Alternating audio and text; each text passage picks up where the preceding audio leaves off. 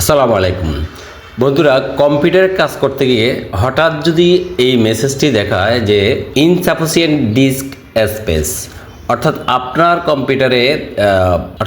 কম্পিউটারের ডিস্কের জায়গা খালি নেই, তখন বড় কোনো ফাইল বা ভিডিও সেভই করা যায় না। আজকের এই ভিডিওতে আমি দেখাবো কেন এই সমস্যা হয় আর 5টি সহজ উপায়ে কীভাবে আপনার পিসি এর স্টোরেজ বাড়াবেন সেটি দেখাচ্ছি। চলুন সমস্যা কেন হয় আগে সেটি দেখি। এই সমস্যার মূল কারণ খুবই সিম্পল। আপনার কম্পিউটার হার্ড ডিস্ক বা এসএসডিতে জায়গা শেষ হয়ে গেছে। বিশেষ করে সি ড্রাইভ ফুল হয়ে গেলে নতুন কিছু ইনস্টল হয় না, ভিডিও বা বড় ফাইল সেভ হয় না। এটাই মূল সমস্যা। তাহলে সমাধান শুরু করা যাক। কিভাবে আমরা এই সমস্যার সমাধান করব স্টেপ বাই স্টেপ আপনাদেরকে দেখিয়ে দিচ্ছি। শুরুতেই অপ্রয়োজনীয় ফাইল ডিলিট করুন। কিভাবে অপ্রয়োজনীয় ফাইল ডিলিট করবেন সেটি দেখাচ্ছি। আপনার কম্পিউটারে মাই পিসি অথবা দিস পিসিতে যাবেন।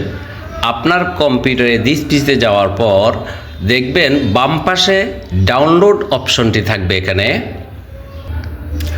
বাম পাশে দেখবেন এখানে desktop, download, documents, picture, music, video এই অপশনগুলো আছে। এখান থেকে আপনি ডাউনলোড অপশনে যাবেন। এই ডাউনলোড অপশনে গিয়ে ক্লিক করবেন।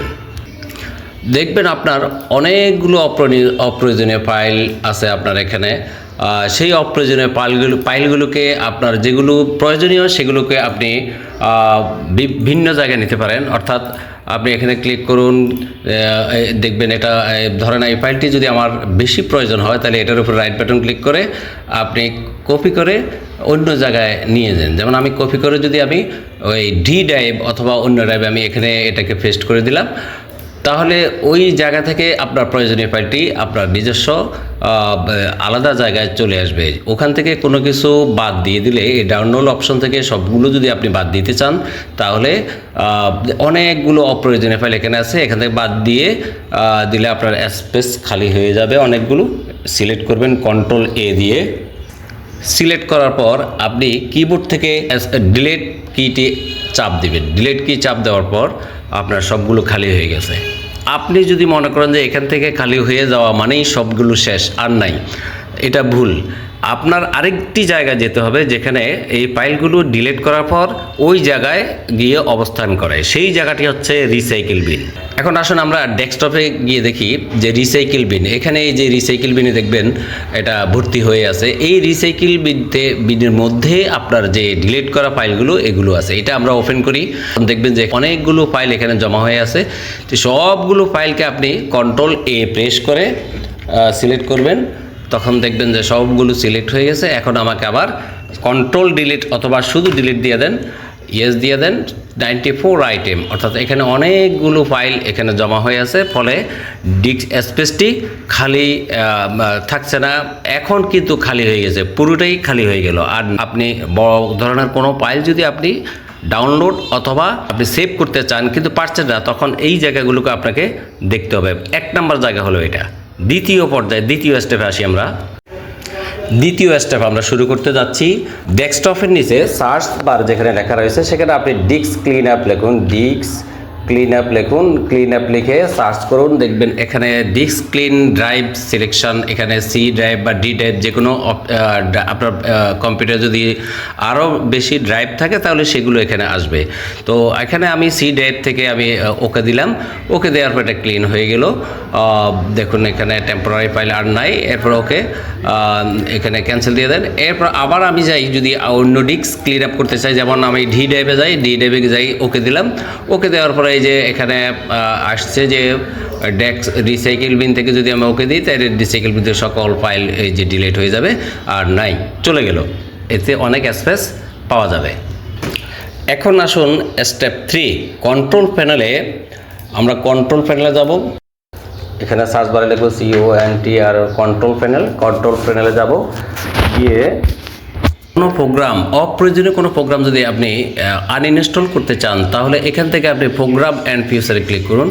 প্রোগ্রাম অ্যান্ড পিএসএর ক্লিক করার পরে এখানে দেখবেন আপনার অপ্রয়োজনীয় অনেকগুলো প্রোগ্রাম থাকবে, যে প্রোগ্রামগুলো আপনি কী করতে পারেন, এখান থেকে ক্লিক করে আপনি সরাসরি আনইনস্টল করে দিতে পারেন।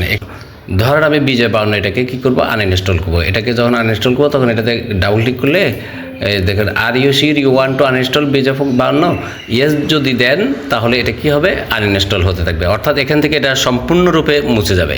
নাম্বার 4, এখন আসুন আমরা সি ড্রাইভ থেকে কোনো ভিডিও ফাইল যদি থাকে আমাদের, যেমন ধরেন এখানে ভিডিও ফাইল আছে কিনা, সি ড্রাইভটাতে ক্লিক করবেন।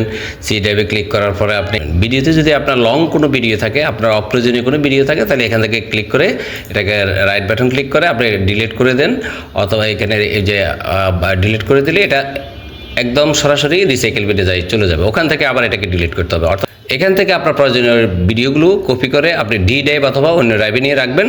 সি ড্রাইভের ভিতরে রাখলে সেই জায়গা পূর্ণ থাকে, অর্থাৎ কোনো প্রোগ্রাম ইনস্টল করলে সেটা সির মধ্যেই জমা হয়, ফলে ওখানে স্পেস বেশি প্রয়োজন হয়। তো এখান থেকে আপনি কপি করে নিয়ে যাবেন প্রয়োজনীয়টা, আর না হয় সেটা ডিলিট করে দেবেন। ডিলিট করে দিয়ে রিসাইকেল বিন থেকেও আপনি ডিলিট করবেন, তা না হলে কিন্তু স্পেস ফাঁকা হবে না। পরের স্টেপে আসি আমরা, নাম্বার 5। কম্পিউটারে যদি আপনার জায়গা কম থাকে, হার্ড ডিস্কের জায়গা যদি কম থাকে, তাহলে আপনি এসএসডি কার্ড লাগাতে পারেন। এই এসএসডি কার্ডটুকু লাগালে আপনি এসএসডি কার্ড আলাদা একটা এক্সটার্নাল হার্ড ডিস্ক বলে এটাকে, এটা আপনি যদি এভাবে লাগিয়ে রাখেন তাহলে সেটা আপনার বড় বড় ভিডিও এবং ছবি ইত্যাদি রাখার জন্য অনেকগুলো জায়গা সেখানে পাবেন। একটা জিনিস মনে রাখবেন, সি ড্রাইভ পুরো ভর্তি রাখবেন না, কমপক্ষে 10 থেকে 20 জিবি খালি রাখবেন। অর্থাৎ এই সি ড্রাইভটা আপনাকে দেখবেন যে আপনি কতটুকু জায়গা খালি আছে এখানে, এই জায়গাটুকু আপনি ফলো আপ করবেন। এই ফলো আপ করে দেখবেন যে এখানে টোটাল সাইজ হচ্ছে 116 জিবি, স্পেস কতটুকু আছে, ইউজ স্পেস 76, আর 28 জিবি খালি আছে। অর্থাৎ এই 10 থেকে 20 জিবি খালি রাখতে হবে। আরেকটি গুরুত্বপূর্ণ বিষয় আপনাদের বলছি যে নাম্বার 6, এখানে সার্চ বারে লিখবেন রান, RUN রান। এই রান লেখার পরে দেখবেন এখানে ওপেনের মধ্যে আসবে, ওপেন ঘরে আপনি লিখবেন %temp%, এটা লিখে ওকে ক্লিক করবেন। ওকে ক্লিক করার পরে দেখবেন এখানে অনেকগুলো ডট ডাটা আসবে। এই ডট ডাটাগুলো আপনার কোনো কাজে আসবে না, এই ডট ডাটাগুলো অনেক জায়গা দখল করে রাখছে, ফলে এগুলোকে আপনি কন্ট্রোল এ দিয়ে ডিলিট কি চাপুন, দেখবেন এখানে আসবে ডিলিট হয়ে গেল। এখন skip try again, skip click করুন। স্কিপ ক্লিক করার পরে দেখবেন যে অনেকগুলো ফাইল যাচ্ছে না, আবার এগুলো রানিং ফাইল, এগুলো যাবে না, ফলে এগুলোকে এটা ক্যান্সেল করে দিন, পপ আপটা ক্যান্সেল করে দিন, ব্যাস এখানে ওই জায়গাগুলো খালি হয়ে গেল। আরেকটি তথ্য আছে এখানে, আবার রান লিখে আপনি এখানে লিখবেন প্রিপ্যাথ লিখে প্রিপ্যাথ লিখে ওকে ক্লিক করুন। ওকে ক্লিক করার পরে কন্টিনিউতে ক্লিক করুন। দেখবেন এখানে অনেকগুলো ডট ফাইল থাকবে, আপনার অনেক ডট ফাইল দেখেন, এগুলো অনেক জায়গা খালি, অনেক জায়গা মেরে রাখছে দেখছেন।